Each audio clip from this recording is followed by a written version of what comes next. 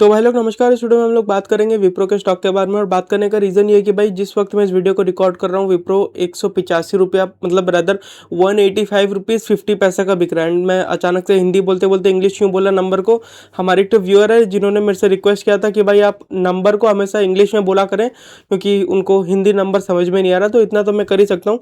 तो अभी का जो प्राइस है वो 185.50 के आसपास का चल रहा है। ठीक है, लगभग अपने डेज हाई से 6 पॉइंट नीचे है विप्रो। लेकिन ना यहाँ पे देखने वाला बात यह है कि विप्रो असल में इतना ज़्यादा नीचे गिरा क्यों। तो अगर आप लोग मेरे से पूछोगे तो इसका गिरने का रीज़न सिंपल सा है। फ्राइडे को ना एक अजीब सा चीज़ घटा था कि यार जो फ्यूचर का प्राइस है वो तो नीचे ही रह गया, स्टॉक प्राइस जो है ऊपर की तरफ चले गया। यानी कि मैंने फ्राइडे के दिन एक तो वीडियो भी बना रहा था, सैटरडे के दिन एक तो वीडियो बनाया था जिसमें कि मैंने आपको बोला था कि देखो देखो जो जून का फ्यूचर है वो 8.5% नीचे है, जुलाई का फ्यूचर 8.7 पॉइंट नीचे है एंड जो अगस्त का फ्यूचर है वो 9 पॉइंट के आसपास नीचे है। ऐसा क्यों हो रहा है?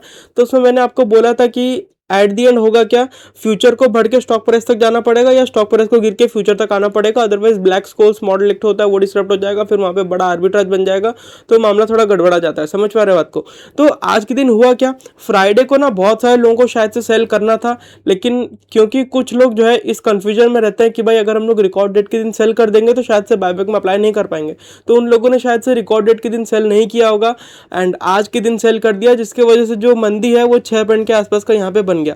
अब ना अगर आप लोग मेरा पॉइंट ऑफ व्यू जानना चाहते हो तो मेरे को ऐसा लगता है कि क्योंकि फ्यूचर का प्राइस और स्टॉक प्राइस ऑलमोस्ट सेम हो चुका है, यानी कि अगर आप लोग जून का फ्यूचर देखोगे ना तो वो नेगेटिव में नहीं, वो पॉजिटिव में है। फ्राइडे को वो 183 था, अभी के टाइम में 184 का बिक रहा है एंड स्टॉक प्राइस 6 पॉइंट गिर गया। तो इसकी वजह से हुआ क्या, फ्यूचर और स्टॉक प्राइस पूरा सेम हो गया।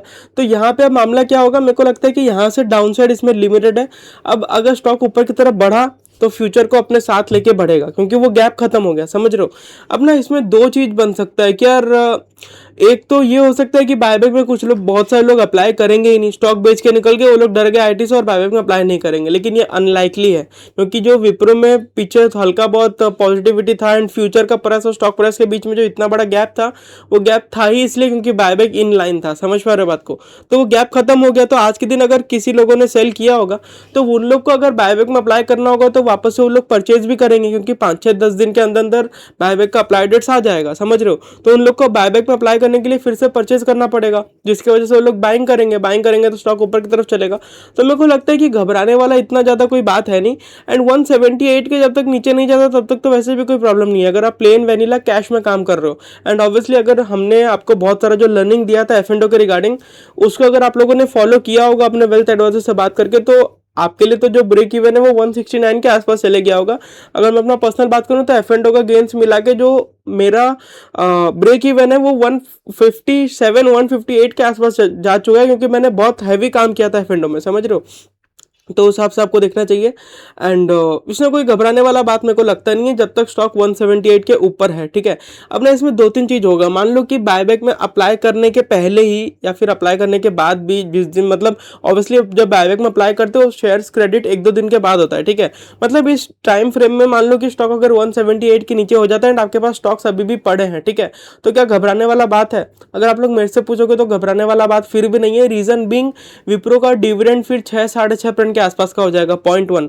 एंड जनरली हम लोग देखते हैं कि बड़े mutual funds high dividend paying stocks को फॉलो करते हैं क्योंकि भाई वहां से उनको एक तो फिक्स्ड कैश फ्लो मिलता है कि भाई कभी मार्केट अगर गिरा हुआ है तो हमारे पास डिविडेंड का पैसा रहेगा तो हम लोग गिरे हुए मार्केट का फायदा उठा पाएंगे। समझ रहे हो? तो इस सब हाई डिविडेंड पेइंग स्टॉक्स को म्यूचुअल फंड्स में मतलब म्यूचुअल फंड्स का कैपिटल जो है अपने तरफ अट्रैक्ट करता है।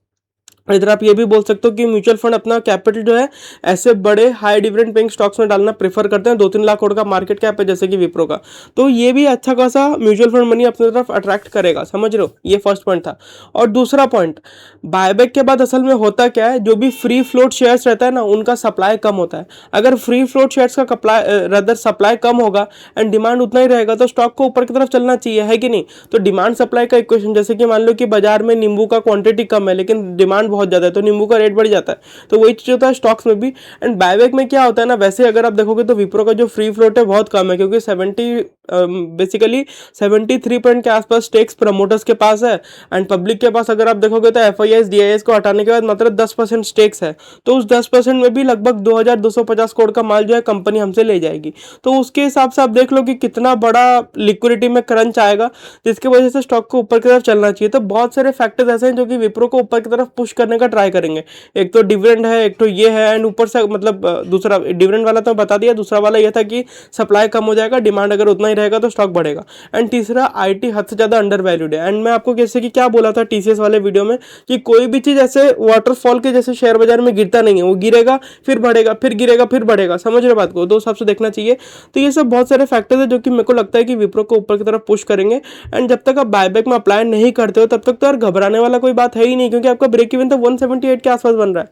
लेकिन वो 178 का ब्रेक इवन आपका कब बनेगा? अगर 40% का एक्सेप्टेंस आए, पहली बात। और दूसरा, अगर आपका परचेस प्राइस 205 रुपया या उसके नीचे है, तो अगर 205 के ऊपर है तो आपका ब्रेक इवन बढ़ते जाएगा। जैसे कि 206 है तो आप मान के चलो कि आपका ब्रेक इवन अराउंड 180 के आसपास बनेगा, 207 है तो 181 के आसपास बनेगा। इस हिसाब से आप समझ के चलें। एंड इतना ही रखते हैं इस वीडियो में। अगर आप लोग मेरे से पूछोगे तो इतना ज़्यादा कोई घबराने वाला बात है नहीं। एंड अगर मैं अपना पर्सनल बात बोलूँ तो मेरे पास भी अच्छा खासा विप्रो पड़ा है। एंड बिल्कुल भी इसमें कोई पैनिक वाला बात मेरे को लगता नहीं है। एंड ये नॉर्मल फॉल था, ये आना ही था, समझ रहे हो? एंड इसी वजह से फ्यूचर बहुत नीचे बिक रहा था। ये फॉल फ्राइडे को नहीं आया, फ्राइडे को नहीं आया, आज के दिन आ गया। अब इससे ज़्यादा कुछ है नहीं। एंड अब इसका जो तामझाम है, अब मैं बोल सकता हूँ कि विप्रो का तामझाम पूरे तरीके से खत्म हो चुका है। बस एक ही चीज़ बचा है कि इसमें बायबैक में अप्लाई करेंगे, फिर कहानी खत्म हो जाएगा। जैसे डेट आएगा मैं आप लोगों को बता दूंगा। तो इस वीडियो को लाइक और चैनल को सब्सक्राइब जरूर से कर दो। और पैनिक बिल्कुल भी ना हो, आपका ब्रेक इवन प्राइस है, स्टॉक प्राइस अभी भी ऊपर है। एंड ये जो फ्यूचर का प्राइस नीचे था, मेरे को लगता है कि स्टॉक प्राइस उसी को टच करने के लिए नीचे की तरफ गिरा है, और कोई रीजन है ही नहीं। अभी विप्रो का जो मामला देखोगे तो फ्यूचर प्राइस के हिसाब से पूरा खत्म हो गया, पूरा गैप वगैरह सब खत्म हो गया। तो इतना रखते हैं इस वीडियो में। एंड इस वीडियो को लाइक और चैनल को सब्सक्राइब जरूर से कर दें। टेलीग्राम चैनल को जरूर से ज्वाइन कर लें, क्योंकि पहले हमने पास्ट में बहुत सारा लर्निंग वीडियो शेयर किया था F&O के रिगार्डिंग विप्रो के स्टॉक का, ठीक है? तो अगर आप लोग ज्वाइन किए होते तो अपने वेल्थ एडवाइजर से बात करके आपका भी ठीक ठाक पैसा बना होता। तो जरूर से बोलूंगा कि आप लोग टेलीग्राम को भी ज्वाइन कर ले, लिंक डिस्क्रिप्शन में देखने को मिल जाएगा। फिर मुलाकात होगी अगले वीडियो में, तब तक के लिए नमस्कार।